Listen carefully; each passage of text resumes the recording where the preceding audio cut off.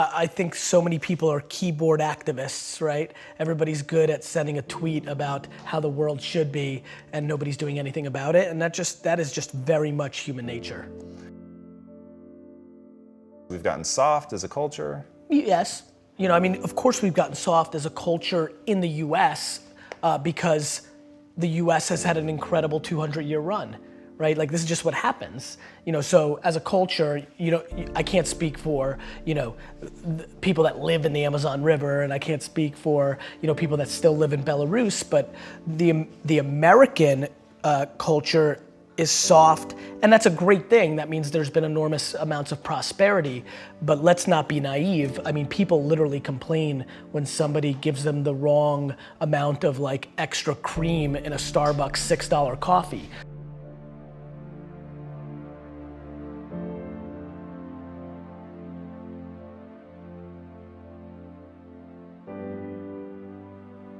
My lack of interest in complaining is so high, and when I watch what people complain about, it breaks my heart because they completely lack perspective. And I genuinely believe my happiness and optimism comes from my perspective. Even in political unrest times like right now, a lot of people are very bent out of shape, but the reality is that it's just never been better to be a human being. That's just the truth, that's just data, that's reality. And yeah, I mean, it's just a very fun time to be alive.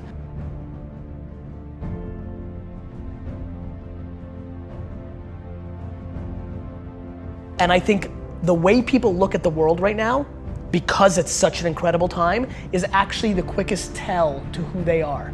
If you think it sucks or it's bad, you have losing, pessimistic DNA. And if you think it's awesome and phenomenal, you have optimistic, winning DNA. And I believe that to be true. And so that's where we're at. We're beating ourselves up. Like everybody sucks at something, right? Like we all have shortcomings and we all have strengths. And for me, it's like, why don't we just audit that? Like, why don't we just look at it that way and be like, all right, well, I'm good at this, but I'm not good at that. Like, and then I only focus what I'm good at, right? Like, I don't dwell that I can't fix shit around the house. I call somebody to fix it. Like, I'm not a man, I don't give a fuck. Like, you know, I don't get it. Like we all, like, I also think it's awesome that I'm so emotionally stable and I'm the emotional backbone of everybody. Is that what a dude's supposed to do? Like these cliches, these stereotypes, they're so silly. I'm fully in love with myself. But I'm also fully in love with everybody else too, right? It's not like it goes both ways. Like I tell people to buy into me, that work for me, it's because I buy into them first. Like I don't need anybody to gain trust with me. It's there. Like I believe that the human race is so grossly underrated. We are good. Of course we have some bad, there's fucking 7 billion of us. But like when you look at our net score, it's bonkers shit. Like, do you know how much damage we could be doing to each other on an hourly basis and we don't? Like we're still here. Like we won. We're the alpha being and we've figured out how to stay together. This is insane when you think about it. And yet everybody wants to dwell on like somebody said something mean.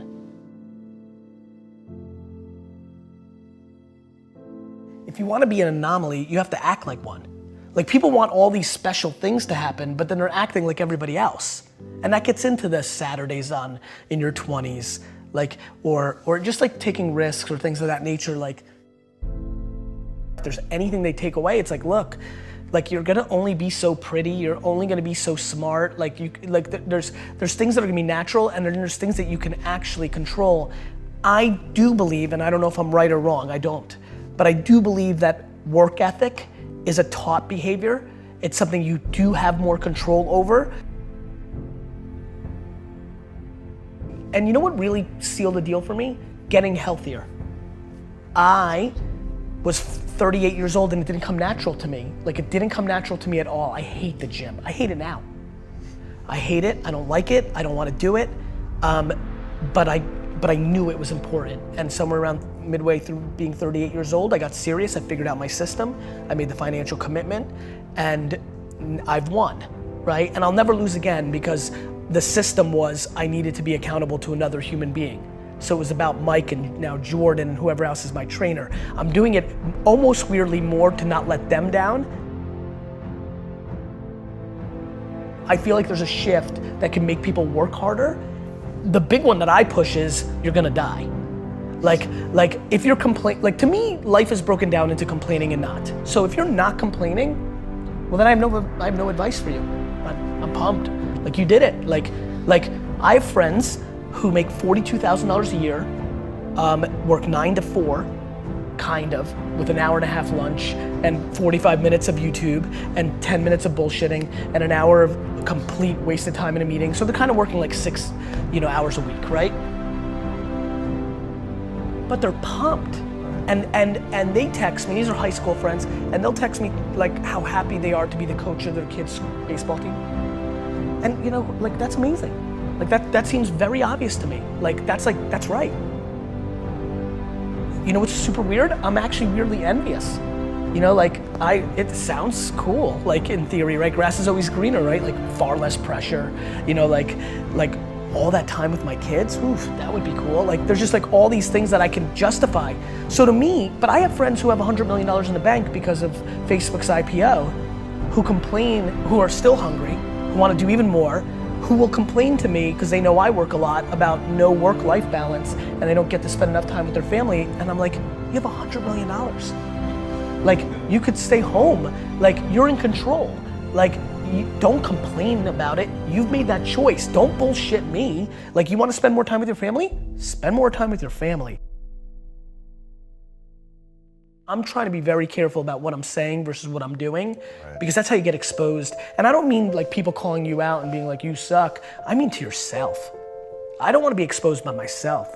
It's looking yourself in the mirror and saying like, am I doing this right? So to me, there's so many people that are talking shit about how big of an entrepreneur they're gonna be and how much they're gonna achieve, and they don't work on weekends. I worked every Saturday of my 20s. And I talk to 20-year-old entrepreneurs every single day. Lately, I've been saying to them, this Saturday, you're gonna have more time off than I've had in my entire 20s on a Saturday. So before you tell me how you're gonna be bigger than me, start thinking about what you're actually doing.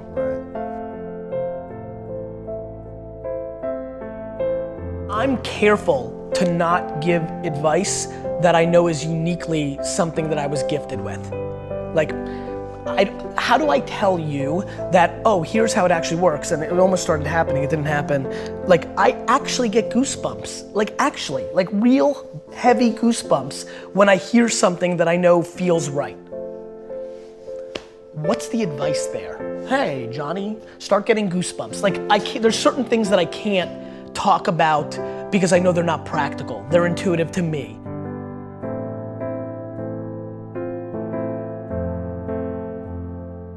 I plan to instill kindness into my kids. I plan on instilling perspective into my kids. I plan in instilling just being a good human being. I plan on making sure they don't use their parents' wealth and micro fame and leverage to impose on any other person. I'm petrified of that. If my kids try to punk their friends on my shit, I'm gonna beat the fuck out of them. That's just loser DNA. You didn't do that. Right?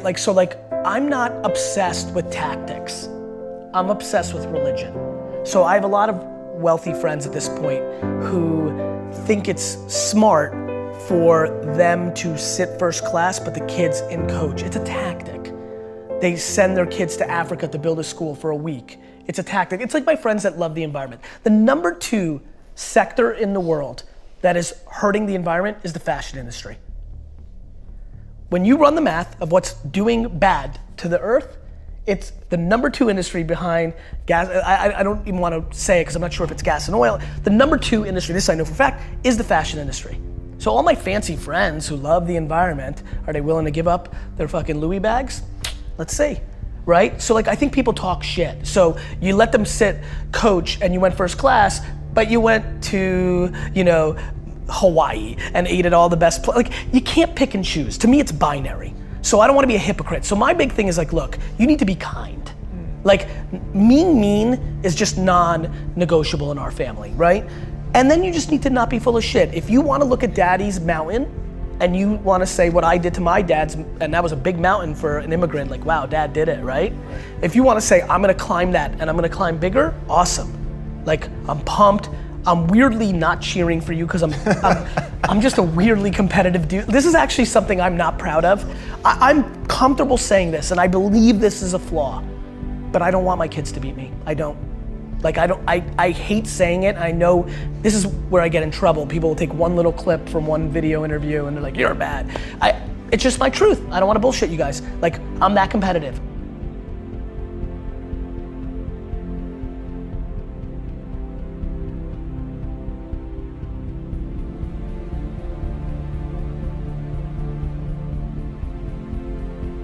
I just want them to be all in on them, right? Like, I don't need them to be an entrepreneur. I don't need them to make me proud. They don't need to go to Harvard. They don't need to do shit. They need to be themselves, all in, and they need to be kind, and I'm good.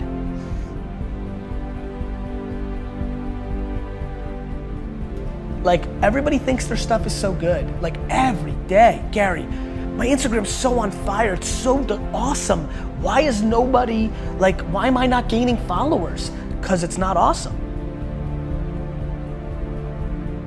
We all think our stuff is the best, and like, I get that, but yeah, that would be my advice, only because that also is liberating. To me, everything's about breathing, right? Like, to me, everything is about like, take full ownership for everything, and then everything gets easy, because then you're in control.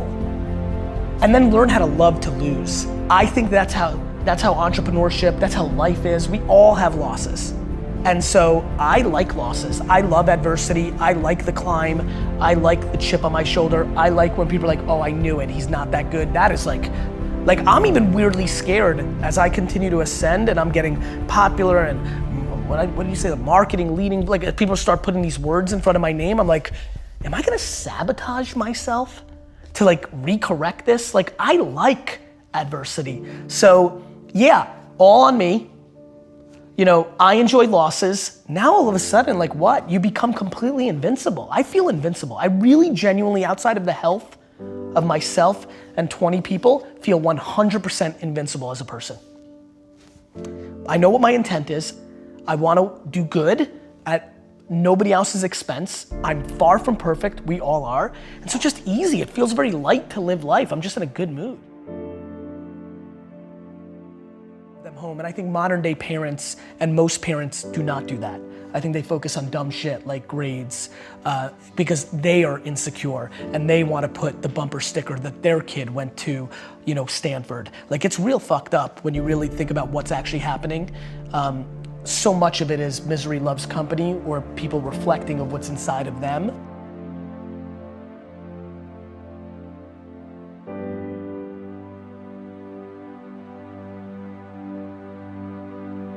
Is the impact that you want to have on the world?